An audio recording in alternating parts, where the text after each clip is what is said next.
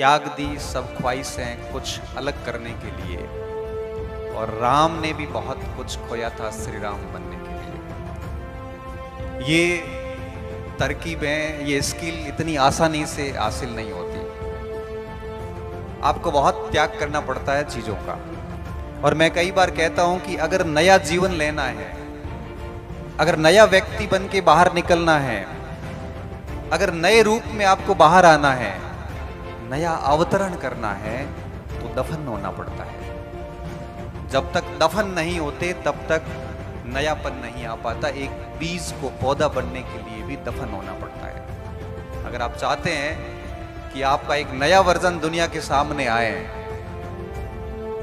आपको लोग अलग रिस्पेक्ट दें, आप वहां से उठ के यहां तक आए, आप अपनी अलग पहचान स्थापित करें, मतलब आप इस प्रकार का अगर नया जीवन चाहते हैं, हमारे शास्त्रों में द्विज की अवधारणा आती है। द्विज का मतलब होता है व्यक्ति का जन्म दो बार होता है। एक बार मां की कोख से होता है और दूसरी बार गुरु के सानिध्य में वो जब शिक्षा ग्रहण करता तब उसका दूसरा जन्म होता है, और वो दूसरा जन्म उस मनुष्य को, उस मानव को मनुष्य बनाने का कार्य करता है। और मैं मानता हूं कि जब हम शिक्षित होके अपना एक नया रूप पेश करते हैं तो अपना नया जन्म होता है।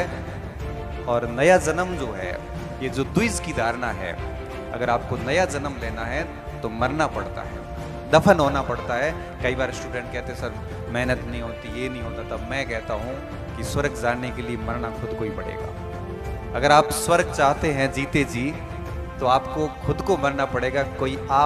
कोई और आपको अपने टारगेट के नजदीक नहीं ला सकता। अपने अपने युद्ध है, हर युग में अपने को ही लड़ने पड़ेंगे, और समय के शिलालेखों पर खुद को खुद ही गढ़ने पड़ेंगे। कोई आपके इस युद्ध में साथ नहीं देगा, आप अकेले हैं और आपको ही लड़ना है। और बिना लड़े कुछ भी प्राप्त नहीं होता, क्योंकि एक स्टूडेंट के सामने बहुत चुनौतियां होती है। आर्थिक संकट होते हैं उनके सामने, पारिवारिक दबाव होता है, सामाजिक रूप से भी दबाव होता है, उसके सामने एक रिजल्ट देने की एक आपके लोगों की उम्मीदें होती है, उम्र बढ़ रही होती है, और बेरोजगारी को दूर करने का एक बहुत गजब सा प्रेशर होता है, खुद पे अविश्वास की स्थिति आ जाती है, और स्टूडेंट बहुत सारी चुनौतियों का सामना करता है। और इन सारी चुनौतियों से लड़ता लड़ता एक व्यक्ति जब सफल हो जाता है, तो वो सारे संघर्ष पर ठप्पा लग जाता है जो उसने पिछले कई वर्षों से किया होता है। इसलिए मैं विद्यार्थियों को कहता हूं कि जब भी आप अपने कर्तव्य पथ पे रवाना हो जाए तो पीछे मुड़ के नहीं देखें, बहुत मेहनत करें, बहुत ईमानदारी से मेहनत करें। और आप बड़े सौभाग्यशाली हैं कि आप शिक्षा के क्षेत्र में आए हैं और शिक्षक प्रशिक्षण प्राप्त कर रहे हैं। अब आपके सामने सिर्फ एक ही परीक्षा शेष रही है, जिसको पास करते ही आप दुनिया के सबसे पवित्र, दुनिया के सबसे रेप्यूटेड और दुनिया के सबसे बेहतरीन प्रोफेशन में जाने वाले हैं, क्योंकि शिक्षक से बेहतर प्रोफेशन इस दुनिया में कोई नहीं है। हो सकता है कि आप सिविल सर्वेंट बन जाओ, आपको एक समय तक इज्जत मिलती है, सारी चीजें मिलती हैं, लेकिन रिटायरमेंट के बाद एक सिविल सेवक की और एक शिक्षक की तुलना करोगे तब आपको पता चलेगा कि बेहतर कौन है। मैं आपको बता दूं, भारत सरकार के अंदर, राजस्थान सरकार के अंदर, पूरे देश के अंदर सिर्फ एक ही पोस्ट ऐसी है जो कभी सेवानिवृत्त नहीं होती, और वो है शिक्षक, जिसके आगे कभी भी भूतपूर्व शिक्षक शब्द नहीं मिलेगा, जिसके आगे कभी एक्स सर्विसमैन या एक्स टीचर शब्द नहीं मिलेगा, क्योंकि वो मरते दम तक शिक्षक ही रहेगा। 80 साल की उम्र में भी उस शिक्षक की उतनी रेपुटेशन होती है जितनी वो जब लगा था उस समय थी। उसकी इज्जत समय के साथ में, ज्ञान और अनुभव के साथ में बढ़ती जाती है। इसलिए मैंने कहा था कि आप जो है अपनी स्किल डेवलप कीजिए, जैसा कि जाम्बू जी ने कहा था कि जुक्ति डेवलप कीजिए, आप अपने आप में स्किल डेवलप कीजिए। नहीं तो शिक्षक बन के भी आप केवल वेतनभोगी मजदूर बन के रहोगे, इससे अधिक कुछ नहीं होगा। क्योंकि मैं नौकरी की से भी ज्यादा बल इस बात पे देता हूं कि आप अपने आप को कितना बढ़िया तरीके से पेश आते हैं, क्योंकि भारत भर में लाखों शिक्षक हैं, कुछ ही शिक्षक जाने जाते हैं। कारण क्या है? कारण ये है कि वो बेहतरीन शिक्षक है, वो अच्छा पढ़ाते हैं, रात दिन मेहनत करते हैं, 50 वर्ष की उम्र में भी पढ़ते हैं, अपने आप को हर दिन इम्प्रूवमेंट करते हैं। आप आज घर जाके सोचना कि आप अपने आप में क्या इम्प्रूवमेंट कर रहे हैं। मुझे अच्छे से याद है कि जब मैं दिल्ली गया था IAS मेंस की तैयारी करने के लिए, और कुछ दिन वहां रहा, 10-15 दिन तो स्टार्टिंग में पढ़ाई भी नहीं, दिन पूरा समय यूं ही जा रहा था और जाके सो जाते रहे, ऐसा लग रहा था कि ठीक ठीक पढ़ रहे हैं। तभी एक मित्र ने, हम यही डिस्कस कर रहे थे पार्क में, तो एक मित्र बोले कि कैसी चल रही पढ़ाई। मैंने कहा चल रही। तो दिन में क्या क्या पढ़ लेते? मैंने कहा ये चीजें पढ़ रहे हैं। तो उन्होंने कहा तो बहुत कम है।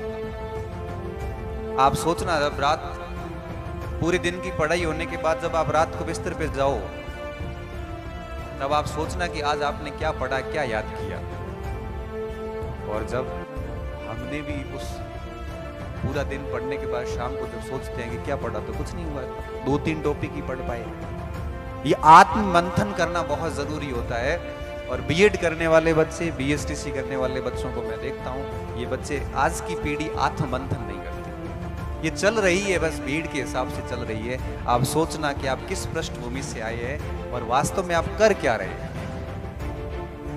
अगर नहीं कर रहे हैं मेहनत, तो कुछ भी हासिल नहीं होगा, क्योंकि बिना मेहनत के कभी कुछ भी प्राप्त नहीं होता है, कुछ भी प्राप्त नहीं होता है। और शॉर्टकट से प्राप्त की गई सफलताएं नहीं होती है, वो केवल आंशिक रूप से या अल्पकालिक वाहवाही होती है, दीर्घकाल में आपको बहुत बुरी तरीके से गिराने वाली है। इसलिए मेहनत करिए और अपने आप को उस कदर बनाइए कि आप अपने आप को एक नया जन्म दे सके।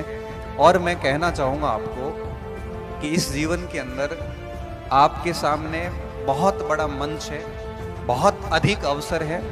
जितना अधिक इन अवसरों को बनाओगे, क्योंकि हर कार्य को समय पर करना पड़ता है। अगर आप टाइम पर कार्य नहीं करते हैं, तो फिर उस कार्य का कोई महत्व नहीं रहता। 25 साल की उम्र तक पढ़ना था, हम अगर 30-35 के बाद पढ़ना शुरू करेंगे तो कोई इसका इंपॉर्टेंस नहीं है, क्योंकि कार्य का महत्व तब होता है जब हम उसको समय पर करते हैं। अभी आपके पास जो समय है ये पढ़ने का है, और अगर आप इस समय बढ़िया पढ़ाई नहीं करते हैं, तो निश्चित तौर पे आप उस परिणाम को प्राप्त नहीं कर पाएंगे जो आप परिणाम प्राप्त कर सकते थे। इसलिए मैं बहुत कम बोलूंगा, आप अधिक समझना इस चीज को कि अभी आपका समय पढ़ने का है, तो सिर्फ पढ़ाई करना, बाकी गलत चीजों में संलिप्त मत होना। चाहे वो आपके विभिन्न प्रकार की गलत चीजें, नशे पते भी हो सकते हैं, मोबाइल की दुनिया हो सकती है, गेमिंग की दुनिया हो सकती है, ये पेपर आउट की दुनिया हो सकती है। ये जितनी भी गलत चीजें हैं, मैं कहूँगा कि इनसे दूर रहते हुए अपना सिर्फ और सिर्फ ध्येय पढ़ाई पे रखिए, अपना मार्गदर्शक कोई चुनिए और उनके बताए हुए रास्ते पे चलते हुए आगामी 3-4 साल के अंदर आप किसी अच्छी जगह पे पदस्थापित होइए। उसके बाद में भी पढ़ते रहिए, बड़ा अच्छा लगेगा, क्योंकि जीवन जीना तभी अच्छा लगता है जब आप जो चाहते हो उससे अधिक आप कर रहे हो। मुझे ठीक से याद है कि मैंने कभी सोचा नहीं था कि मैं भी इस स्तर तक पढ़ पाऊंगा या प्रोफेसर बन पाऊंगा या फिर ये PhD की डॉक्टरेट करूंगा। मेरे दिमाग में ऐसे कोई लक्ष्य नहीं थे, बस इतना मेरे दिमाग में हमेशा से ये रहता, और आज भी यही रहता है कि मेरे द्वारा कोई गलत काम नहीं हो, बस मैं मेरे काम करता जाऊं, पढ़ता जाऊं। क्योंकि जन्म लेना आपके बस में नहीं है, आपका वंश कौन सा होगा या आपके बस में नहीं है। आप अमीर होंगे कि गरीब घर में जन्म लिया, ये आपके बस में नहीं है, लेकिन पुरुषार्थ आपके बस में है। आप पुरुषार्थ करके ये सारे के सारे धब्बे खत्म कर सकते हो, बाकी सब बहाने हैं। और अगर आप पुरुषार्थ करके अपने आप को अलग लेवल पर स्थापित करते हो, तो आने वाली पीढ़ियों को आप कुछ उदाहरण दे सकते हो। और आगे की 4 पंक्तियां मैं आपके लिए बोलूंगा, ये सारे बच्चे अपने अपने से कनेक्ट करना। मैं आपके लिए बोल रहा हूं कि शून्य नहीं जीवन हमारा, शून्य नहीं जीवन हमारा। ये मैं आपके लिए बोल रहा हूं कि शून्य नहीं जीवन हमारा। हम भी ऋण में लड़े हैं, ऋण यानी युद्ध, हम भी ऋण में लड़े हैं। जहां बिखर गए लोग, वहां हम आज भी खड़े हैं। जहां बिखर गए लोग, वहां हम आज भी खड़े हैं। तो आप भी ये बात जो है अपने आप से कनेक्ट करिए, खूब सारी मेहनत करिए, जिस उम्मीदों उद्देश्यों के साथ में आप आए हैं, आपके परिवार ने आपको यहाँ भेजा है, आप उनकी उम्मीदों और आशाओं पर कभी कुठाराघात मत करना, अन्यथा पूरा जीवन पश्चाताप होगा। और पश्चाताप कहते उस बीमारी को है जब व्यक्ति एक बार नहीं मरता, हर दिन मरता है। रिग्रेशन होता क्या है कि आप नहीं पढ़े, आपके अटेम्प्ट पूरे हो गए, उम्र चली गई, फिर दिमाग में आएगा कि मेरे से जो कमतर स्टूडेंट थे, जिनसे मैं इंटेलिजेंट था, वो लोग लग गए, मैं रह गया। ये पश्चाताप आपको हर दिन होगा और आप हर दिन अंदर ही अंदर घुट घुट के मरोगे। और ये जो घुटन होती है हर दिन की, इसे हम पश्चाताप कहते हैं। तो मैं आप सभी को कहूँगा कि ऐसा पश्चाताप आपकी ज़िंदगी में कभी नहीं हो, भगवान करे। इसलिए आप आज से ही अपनी मेहनत शुरू कर देना और जी तोड़ मेहनत करना जितनी आपसे हो सकती है। और ऐसी अगर मेहनत करोगे तो निश्चित तौर पे आप सफल होंगे। आपको कोई भी अपने लक्ष्य से दूर नहीं कर सकता। बाकी सारी बातें आदर्शवादी है, मूल बात यही है कि मेहनत करनी है और सही दिशा में करनी है। बाकी सारी चीज़ों से दूर रहते हुए तभी आपका जीवन सफल है। मैं जगदीश जी को बड़ा साधुवाद दूंगा कि हमारे बाड़मेर के अंदर भी एक छोटे से कस्बे में इतना बड़ा शिक्षा का एक बहुत बड़ा ग्रुप खड़ा किया। और ये क्योंकि हमारा जो मारवाड़ क्षेत्र है, ये शिक्षा में हमेशा से पिछड़ा क्षेत्र माना जाता रहा है। और अभी इन दिनों की अगर बात करूं तो हिंदी में हमारे 25 प्रोफेसर बने बाड़मेर में इस साल, 25 प्रोफेसर। अंग्रेजी का कल रिजल्ट पोस्टिंग हुई, अंग्रेजी में भी 5 प्रोफेसर के नाम मैं देख रहा था कि लिस्ट में है जो बाड़मेर के रहने वाले हैं। अंग्रेजी जैसी विषय में जो हम भागते हैं, वहाँ 5 प्रोफेसर बनना बहुत बड़ी बात है। ये सारा सारा इन्हीं संस्थाओं की बदौलत है कि ऐसी संस्थाएं आंशिक रूप से सही या अधिक रूप से सही, न्यूनाधिक मात्रा में भी डेफिनेटली यह शिक्षा के क्षेत्रों को बढ़ाती है। तो आप अच्छे साधक बनिए और साधना करिए, तभी आप है वो इन साधनों की सहायता से साध्य को प्राप्त कर सकेंगे।